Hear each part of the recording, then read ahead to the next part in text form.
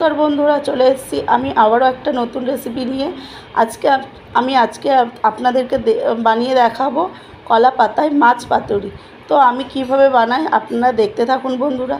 তো এখানে আমার মাছ পাতুরির জন্য যেগুলো উপকরণ লাগবে আমি নিয়ে নিয়েছি। কিছুটা পেঁয়াজ নিয়েছি, টমেটো নিয়েছি, একটু আদা রসুন বাটা নিয়েছি, ওদিকে নিয়ে নিয়েছি কিছুটা ধনেপাতা। তো এটা আমি ভালো করে এখন মেখে নেব বন্ধুরা। আমি এখন দিয়ে দিচ্ছি এর মধ্যে আস্তে আস্তে পেঁয়াজগুলো আমি দিয়ে দিচ্ছি। ভালো করে পেঁয়াজগুলো দিয়ে দিলাম। তো এর মধ্যে আমি দিয়ে দেবো এখন টমেটোগুলো, তার মধ্যে দিয়ে দেবো ধনেপাতা। তো এর মধ্যে এখন দিয়ে দেবো আদা রসুনের পেস্টটা। তো বন্ধুরা আমার এখানে যে যে মশলাগুলো লাগবে সেই সব মশলাগুলো নিয়ে নিয়েছি। একটু লঙ্কার গুঁড়ো, হলুদ গুঁড়ো, লবণ, ধনে গুঁড়ো, জিরে গুঁড়ো আর একটু গরম মশলা। তো এগুলো আমি এখন এর মধ্যে অ্যাড করে দেবো মশলাগুলো। তো বন্ধুরা আমি এখন দিয়ে দেবো কিছুটা পরিমাণ তেল। তো এখানে আমি ভালোভাবে মেখে নেবো, এটা আস্তে আস্তে ভালো করে মেখে নেব।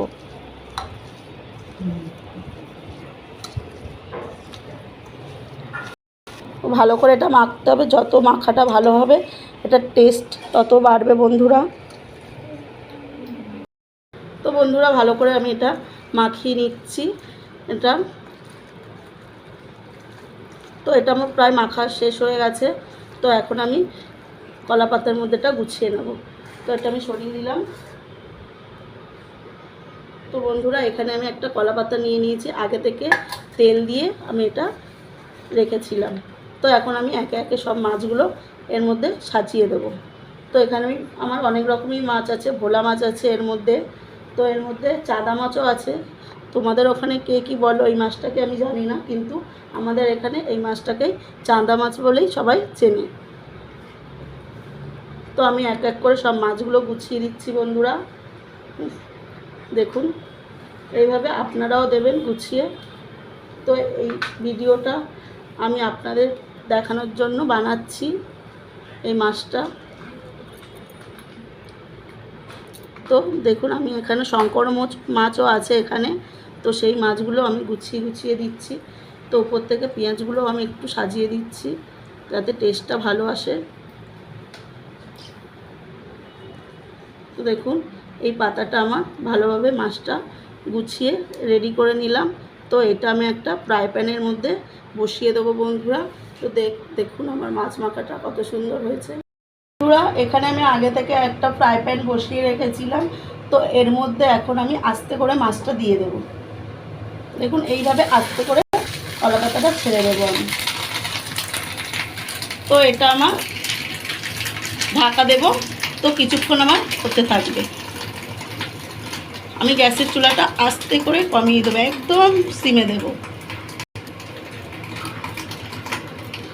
তো আমি 5 মিনিট পরে আপনাদের একটু খুলে দেখাবো বন্ধুরা। কিছুক্ষণ পরে আমি আবারও ফিরে আসলাম।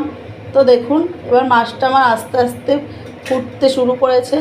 তো দেখুন বন্ধুরা কত সুন্দর কালার এসছে। এই যে জলটা বেরিয়েছে, জলটা পুরো শুকিয়ে যাবে বন্ধুরা, দেখতে থাকুন আপনারা। চলে এলাম কিছুক্ষণ পরে। তো আমার আরেকটা এরকম কলা পাতা লাগবে, এরকম বড় সাইজের কলা পাতা। তো এই কলা পাতাটা আমি ভালো করে ধুয়ে মুছে নিয়ে চলে এসেছি। তো এটা আমি এখন মাছটার মধ্যে দিয়ে দেবো। তো লাগবে আমার একটা থালাটাও আমি নিয়ে নিয়েছি। তো থালাটা আমি এইভাবে দেবো বন্ধুরা, দেখুন আস্তেভাবে দিয়ে আমি এইভাবে ঘুরিয়ে দেব। তো বন্ধুরা আমি প্যানটা আবারও বসিয়ে দিলাম। তারপর আমি এখন মাছগুলো আস্তে করে আবারও একইভাবে এই প্যানটার মধ্যে দিয়ে দেবো। তো বন্ধুরা দেখতে থাকুন আমি কিভাবে মাছগুলো ফিরিয়ে দিলাম। তো আস্তে করে এটা একটু বসে গেলে আমি পরে এই পাতাটা, উপরের পাতাটা তুলে ফেলবো বন্ধুরা। মাছটা আমার লাল লাল করে ভাজা হয়ে গেছে। তো আমি একটু পাশ থেকে তেল দিয়ে দেবো। একটা চামচের সাহায্যে অল্প করে আমি তেলটা চারিদিকে ঘুরিয়ে ঘুরিয়ে দিয়ে দেবো। দেখুন বন্ধুরা আমি এরকমভাবে তেলগুলো দিয়ে দিয়েছি। তো এটা একটু লাল লাল পোড়া পোড়া হবে। তো ততই ভালো লাগবে এটা খেতে বন্ধুরা। দেখুন মাছটা আমার হয়ে গেছে। কিছুক্ষণ পরে আমি নামিয়ে দেব। তো বন্ধুরা আমি মাছটা নামিয়ে নিয়েছি। তো দেখে বলুন কেমন হয়েছে বন্ধুরা।